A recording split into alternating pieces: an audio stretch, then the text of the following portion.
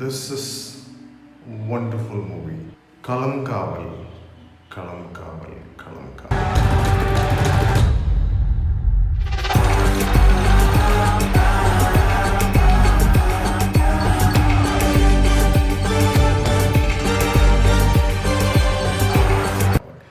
എന്തൊരു movie, what A movie guys.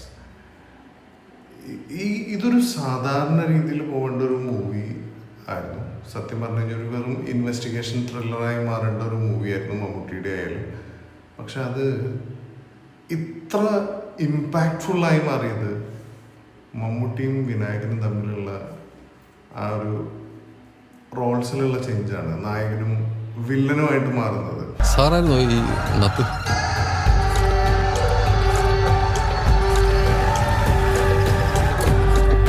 ഇപ്പം നമ്മൾ മമ്മൂട്ടി നായകനായിട്ട് നമ്മൾ കുറേ ക്രൈം ത്രില്ലേഴ്സ് കണ്ടിട്ടുണ്ടല്ലേ. അപ്പോൾ നമുക്കൊരു എക്സ്പെക്റ്റേഷൻ ഉണ്ട് അതിനെക്കുറിച്ച്. അപ്പോൾ നമുക്കറിയാം എങ്ങനെയായിരിക്കും ഇത് അവസാനിപ്പിക്കാമെന്ന് നമുക്കറിയാം. പക്ഷേ ഇതൊരു വല്ലാത്ത ചേഞ്ചായി. ഈ മൂവിയുടെ ഏറ്റവും വലിയ ഹൈലൈറ്റ് തന്നെ വില്ലനും നായകനും തമ്മിലുള്ള ആ ഒരു റോൾ ചേഞ്ചാണ് ഇതിൽ ഏറ്റവും കൂടുതൽ റിഫ്ലക്റ്റ് ചെയ്യണം. കാരണം വിനായകൻ വില്ലനായാൽ എന്നുള്ളത് നമുക്ക് കുറച്ചൊക്കെ അറിയാം. വിനായകൻ എങ്ങനെയൊക്കെ നല്ല നടനാണ്, ബെസ്റ്റ് ആക്ടറാണ്. പക്ഷെ നമുക്ക് ചിലപ്പോൾ അത് പ്രെഡിക്റ്റ് ചെയ്യാൻ പറ്റും. ഓക്കെ, പക്ഷെ മമ്മൂട്ടി ആ റോൾ എടുത്ത് ചെയ്തപ്പോൾ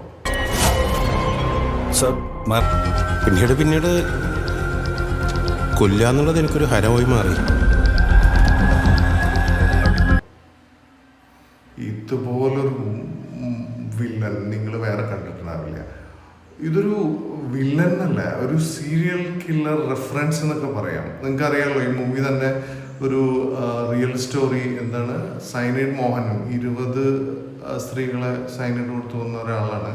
അത് ബേസ് ചെയ്തിട്ടുള്ളൊരു മൂവിയാണെങ്കിലും ആ മൂവി അല്ല അത്. They have taken that seed from that one. അതിനെ ഡെവലപ്പ് ചെയ്തെടുത്തിട്ടുള്ളതാണ് ഈ മൂവി. മമ്മൂട്ടിയുടെ ഒരു ആക്ടിങ് എന്നൊക്കെ പറഞ്ഞു കഴിഞ്ഞാൽ നിങ്ങൾക്ക് ഒരു വില്ലനായിട്ട്, ഒരു വില്ലൻ മാത്രമല്ല ഒരു സീരിയൽ കില്ലർ കൂടിയാണ്. സൈനൈഡ് മോഹൻ എന്ന് പറയുന്ന ആൾ ചെയ്തിട്ടുണ്ടാവും. അതിനൊക്കെ കടത്തി വെട്ടുന്ന രീതിയിലാണ് മമ്മൂട്ടി ഇതിൽ ചെയ്തിട്ടുള്ളത്. വില്ലൻ എന്നൊക്കെ പറഞ്ഞു കഴിഞ്ഞാൽ എങ്ങളോട് പൊണ്ണുതാ സാർ, അവ തിരുമ്പി വരുവാളാ സാർ. ഒരു സാധാരണ കുടുംബത്തിലെ ഒരു സാധാരണ ഒരു തമിഴ് ബ്രാഹ്മിൺ അങ്ങനെയൊക്കെ തോന്നുന്ന ഒരു കുടുംബത്തിലെ ഒരു വ്യക്തി, വളരെ നോർമലായിട്ട് സംസാരിക്കുന്ന ഒരു വ്യക്തി, പെട്ടെന്നൊരു ചേഞ്ചാണ്. ഒരാളെ കൊല്ലുന്ന സമയത്ത് അയാളുടെ മുഖത്തുണ്ടാവുന്ന ഭാവങ്ങളും അത് ത്രൂ ഔട്ട് മരണങ്ങൾ ഇനിയുണ്ടോ? കേട്ടോ. ഡിറക്ഷൻ അടിപൊളിയായിട്ട് മമ്മൂക്കാനും വിനായകനും ഉപയോഗിക്കാൻ പറ്റിയ ഒരു ഡയറക്ടറാണ് ജിതിൻ കെ ജോസ് എന്ന് ഈ മൂവി കണ്ടു കഴിഞ്ഞാൽ നിങ്ങൾക്ക് മനസ്സിലാവും. പെർഫെക്റ്റ് ആയിട്ട് അവരെ പ്ലേസ് ചെയ്തിട്ടുള്ളതാണ്. ആദ്യം തന്നെ ഇതിൻ്റെ പ്ലേസിങ് തന്നെയാണ് ഇതിൻ്റെ മെയിൻ ഇമ്പോർട്ടൻസ്. അതായത് വില്ലനും നായകനും തമ്മിലുള്ള റോൾ ചേഞ്ച്, റിയൽ നായകനും റിയൽ വില്ലനും തമ്മിലുള്ള ഒരു ചേഞ്ചാണ് ഇതിൽ കാണുന്നത്. അത് തന്നെ വളരെ നന്നായിട്ട് ചെയ്യാൻ സാധിച്ചിട്ടുണ്ട്. അതുപോലെ തന്നെ ഇതിൻ്റെ ഡയറക്ഷനൊക്കെ നമുക്ക് ഒന്നും പറയാനില്ല. അടിപൊളി മൂവി എന്ന് പറഞ്ഞു കഴിഞ്ഞാൽ അടിപൊളി മൂവി. നമ്മൾ ഓരോ സീക്വൻസും നമ്മൾ കണ്ടുകൊണ്ടിരിക്കുമ്പോൾ നമ്മൾ പലതരത്തിൽ ചിന്തിക്കും. പിന്നെ ഇതിപ്പോൾ നമ്മൾ മമ്മൂട്ടി ഒരു പോലീസ് ഓഫീസറും വിനായകൻ ഒരു വില്ലനുമായിരുന്നെങ്കിൽ കുറച്ച് പ്രെഡിക്റ്റബിൾ ആയിരിക്കും നമുക്കല്ലേ, എന്തായാലും ഇങ്ങനെയാണ് ആവാന്നുള്ളത്. അത് ആ ഒരു സംഭവം ഈ രണ്ട് കഥാപാത്രങ്ങളുടെ മാറ്റത്തെ കൂടെ വളരെ നന്നായിട്ട് മാറ്റാൻ പറ്റിയിട്ടുണ്ട്. അത് തന്നെയാണ് ഈ സിനിമയുടെ വിജയം.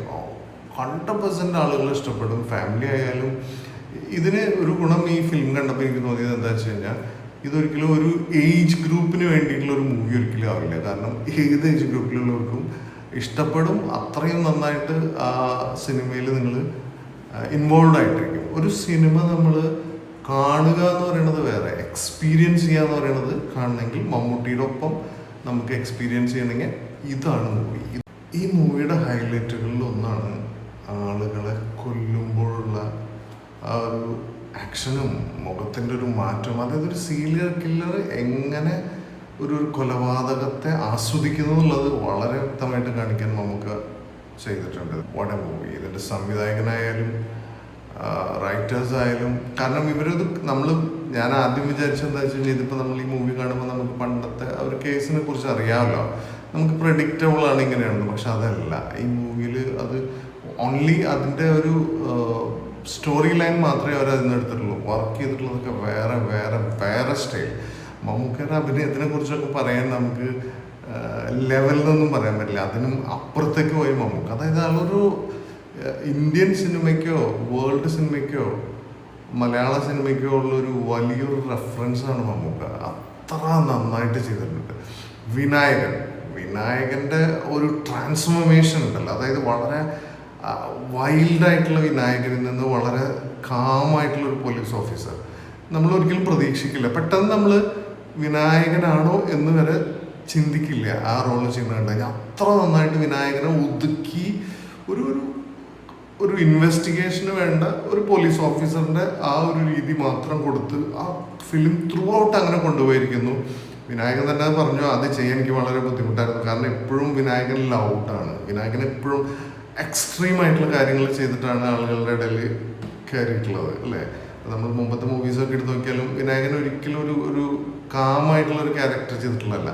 പക്ഷേ ഈ മൂവിയിൽ വിനായകൻ്റെ ട്രാൻസ്ഫോർമേഷൻ എന്ന് പറഞ്ഞു കഴിഞ്ഞാൽ വണ്ടർഫുൾ എന്ന് തന്നെ പറയണം. അത്രയും നന്നായിട്ട് വിനായകൻ ഈ ഒരു കഥാപാത്രത്തിൽ കയറി അത് തകർത്ത് കൊടുത്തിട്ടുണ്ട്. കാരണം അത് മമ്മൂട്ടി ചെയ്യായിരുന്നെങ്കിൽ എങ്ങനെ ചെയ്യും ആ ഒരു കഥാപാത്രം, പോലീസ് കഥാപാത്രം. അതുപോലെ വിനായകൻ അതിനായിട്ട് നന്നായിട്ട് വിനായകൻ്റെ രീതിയിൽ അതിനെ കറക്റ്റായിട്ട് ചെയ്തിട്ടുണ്ട്.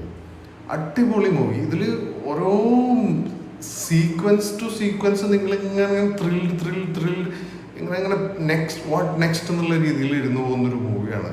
അപ്പം അത്രയും നന്നായിട്ട് ചെയ്തിട്ടുള്ളൊരു മൂവിയാണ്. ആരും മിസ് ചെയ്യണ്ട. നിങ്ങളുടെ അടുത്തുള്ള തിയേറ്ററിൽ തന്നെ പോയി കാണുകയായിരിക്കും ഏറ്റവും നല്ലത്. എങ്കിൽ മാത്രമേ നിങ്ങൾക്ക് മൊത്തം ഇമ്പാക്റ്റ് കിട്ടുള്ളൂ. ഇതിൽ കുറേ സീക്വൻസ് ഉണ്ട്.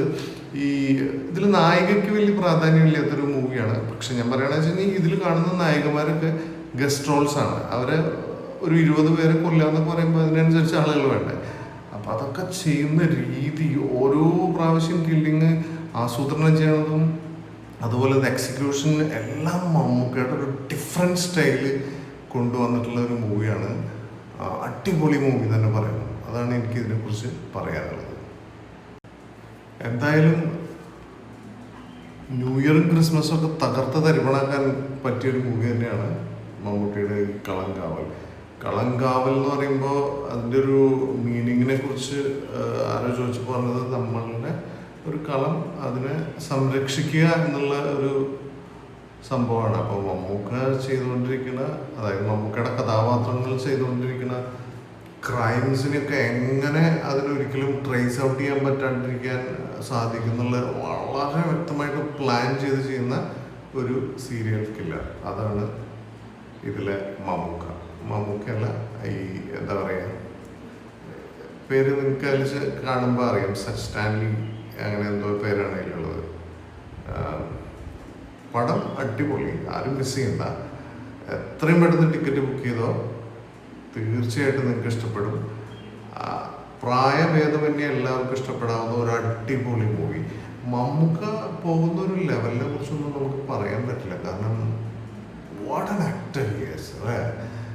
നമുക്ക് എക്സ്പെക്റ്റ് ചെയ്യാൻ പറ്റാത്ത ഹൈ ലെവലിലാണ് മമ്മൂക്ക ചെയ്യുന്നത്. കാരണം ഒരിക്കലും വേറെ ഒരു ഇൻഡസ്ട്രിയിലത്തെ ഒരു ഹീറോ ചൂസ് ചെയ്യാൻ മടി കാണിക്കുന്ന always he does it right. പക്ഷേ ഇതുപോലുള്ള റോൾസൊക്കെ നെഗറ്റീവ് ഇമ്പാക്റ്റ് ഉണ്ടാക്കുന്നു വിചാരിച്ചിട്ട് ഒരിക്കലും ചൂസ് ചെയ്യാൻ താല്പര്യപ്പെടാത്ത റോളുകൾ എടുത്ത് മമ്മൂക്ക ചെയ്ത് കൂട്ടുന്ന അക്രമങ്ങൾ എന്ന് തന്നെ പറയാം. അതാണ് ഈ മൂവി. നിങ്ങൾ കാണണം. കണ്ടതിന് ശേഷം നിങ്ങളുടെ കമൻസും നിങ്ങളുടെ അഭിപ്രായം എനിക്ക് ഫീൽ ചെയ്യണം. Thank you for watching. അപ്പോൾ എല്ലാവരും മൂവി കാണുക. അടിപൊളിയാണ്, എല്ലാവർക്കും ഇഷ്ടപ്പെടും. Thank you.